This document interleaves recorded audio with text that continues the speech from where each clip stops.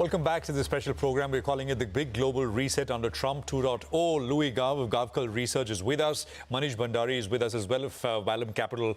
And we are continuing our global conversations. Louis, China, let's just finish that point when we took that break, right? You think the Chinese rally, and we've had many false starts over the last couple of years. DeepSeek changed the game in that sense. It also sort of shined the spotlight on how innovative China is at a lower cost level. And it's not just the factory of the world, it's not the cheapest producer, but technologically they seem to be right up there. Do you think the rally is durable in China? I do, because to your point, I think first there's a change of perspective where all of a sudden you do realize in industry after industry, China is now a world leader. And it's not just on cost, it's also on quality, to the point you just made. But that's not it. That's part of it. That's not just it. I think what we also have to acknowledge when we look at China is that bond yields in China are basically the lowest bond yields in the world. And this is an economy where the pool of domestic savings is just gargantuan. It's enormous and keeps growing. China's running 1.1 trillion annual trade surplus. Now, in recent years, a lot of this money that kept coming into China through the trade surplus, guys would earn it and they would put it in bonds earning 3-4%, or they would put it in real estate, or they would buy gold. Fast forward to today, bonds yield nothing. You get nothing from the banks. Real estate has had the troubles that we know. And then finally, gold is starting to get a little bit expensive. So the default mode is shifting from I buy gold and I buy bonds to I buy equities. And so when you look at today's bull market in Chinese equities, it's not driven by foreign investors, which is the false starts that you alluded to in the past. It was like, oh, yeah, maybe Chinese equities are going to be good. Foreigners come in. Yep. After 6 months, they get disappointed. They walk out. This is driven by domestic investors, which in a sense is reminiscent of the bull market you've had here in India over the past decade, which, yes, was driven some by foreign flows, for sure, but was really initially started by domestic investors. And domestic investors that have, kept going and kept going and kept going, were just at the beginning of such a trend in China. They're still going. They're still going, and yeah, no, absolutely. I have an observation here. There are 273 times in the last 2.5 decades where Chinese markets have gone up by 10% and then again fizzled out. There have been close to 43 instances that went up to 50% and then again fizzled out. So in most of these cases, you said that domestic investor was never a buyer. No, that's a fair point. Of course, you've always had buyers. What's always crushed the big market, the big rallies, the 50%, because now we're, if you look from the bottom, we're up like 70% from the bottom. So we're now at a big rally. What's always crushed the big rallies is one of two things in China. The first thing is either massive issuance from companies. Companies say, oh, you guys like this paper? Here's a bunch more. So you get IPOs, et cetera. Now you could say, well, BYD just came out today doing a $5 billion issue, but at the margin, it's still very no IPOs, not much in the way of IPOs yet. The second thing that crushes it is the government gets worried about too much speculation and comes in and puts in controls on margin requirements and basically signals parties over, everybody back in the classroom. So far in China, we have neither. We have neither. We have a government that is still pushing the market higher, and we really haven't had a big proper IPO cycle. The sign of the top in China, for me, will be probably 6 to 12 months after you get the Alipay, the ByteDance IPOs, like all the big names, and all these guys come in. That's when you want to start thinking, maybe I get my hat and I go home. What does the Chinese, so you're saying it's a proper bull market in China? I think it is. It's the beginning of one, essentially, right? So it's not just going to be tech, it's going to be everything. Slowly it'll broaden out. Well, actually, this is interesting. Most people have missed this Chinese bull market because up until this DeepSeek thing, tech was not participating, right? Like Baba had gone nowhere, and JD had gone nowhere, and Tencent, et cetera. But if you look at the past year, last year, few people realized that FXI, the biggest China ETF in the US, FXI actually outperformed the S&P 500. While tech was flat for the year, it was the banks and it was all the big SOEs, because what you saw in China was as bank deposits started to yield zero, people started to say, zero at the bank, I can buy PetroChina yielding me 6.5%. I'm going to start doing that because PetroChina isn't going to go bust. Bank of China isn't going to go bust. ICBC isn't going to go bust. And so you start to see some of the flows that way.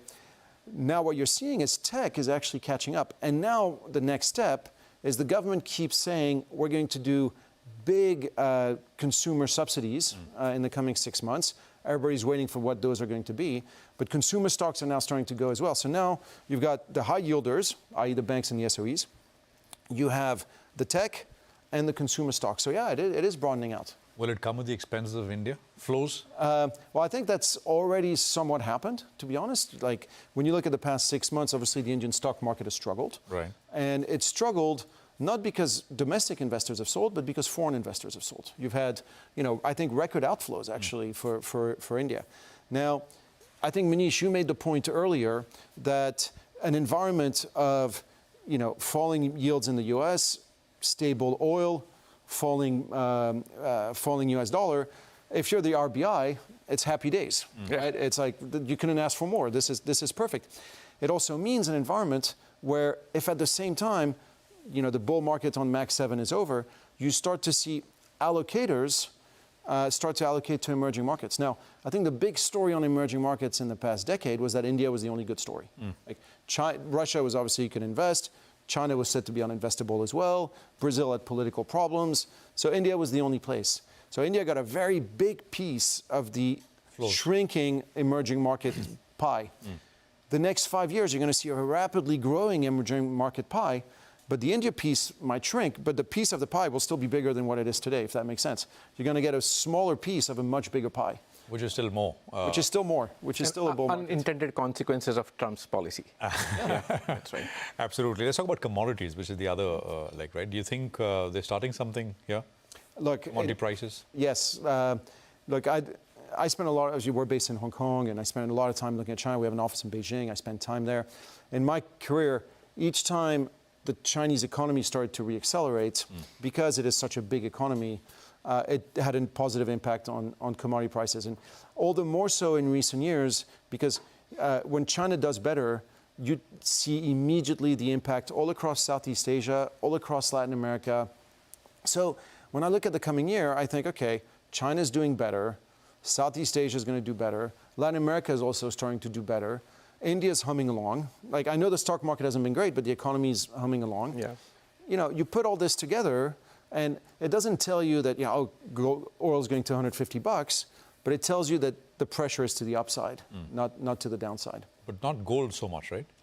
So We talk gold, about industrial commodities, Yes. the upside, but gold, which has already had a fantastic bull market, you think we're in the last stages? like I've been a raging bull on gold, and so it's always hard to change your stripes. My concern on gold is pretty simple. I think if you look at the past 3-4 years, you've had two new marginal buyers. The first new marginal buyer were the central banks.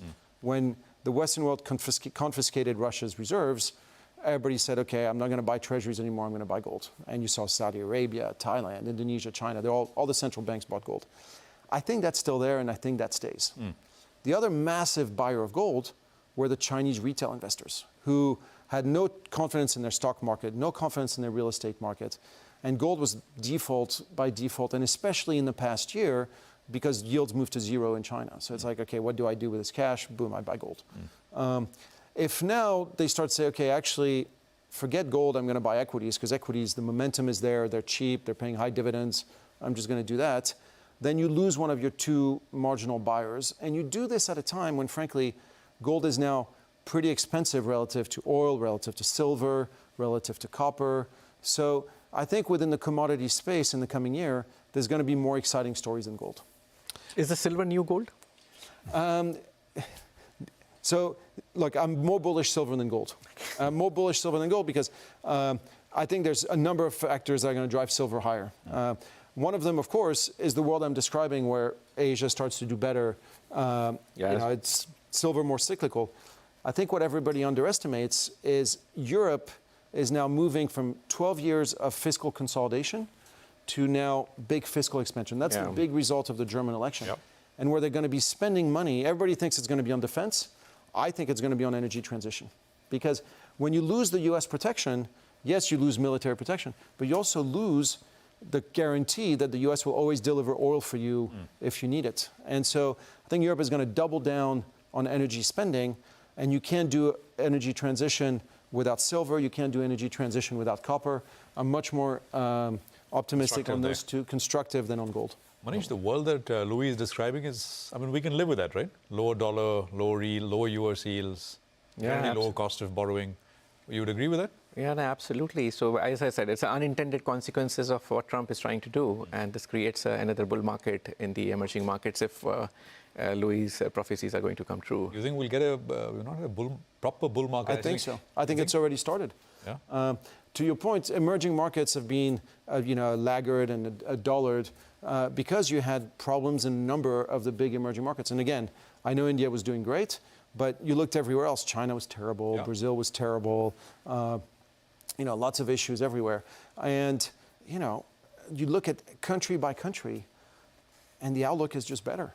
And yes, to your point, Manish, like if really the Trump government comes through with its policies of weaker dollar, weaker bond yields in the U.S., fiscal consolidation in the U.S. while everybody else is doing fiscal expansion, I think the outlook for emerging markets, we're starting a new bull market. This is where the new bull market is going to be. Well, I think on that very optimistic note, Louis, we want to wrap up this conversation. Thank you very much for dropping by to our studios. Manish, thank you very much for arranging this and being here. It's my pleasure. With us at CNBC TV 18 as well. Thank you, gentlemen. Thank you very much. Well, I think that gets us to an end in this conversation, but I think we'll have to have many more of these chats over the next 4 years as we continue to deal with announcements, pronouncements, changes and whatnot. So keep it with us here at CNBC TV 18. It's a wrap for now. Thanks very much for watching.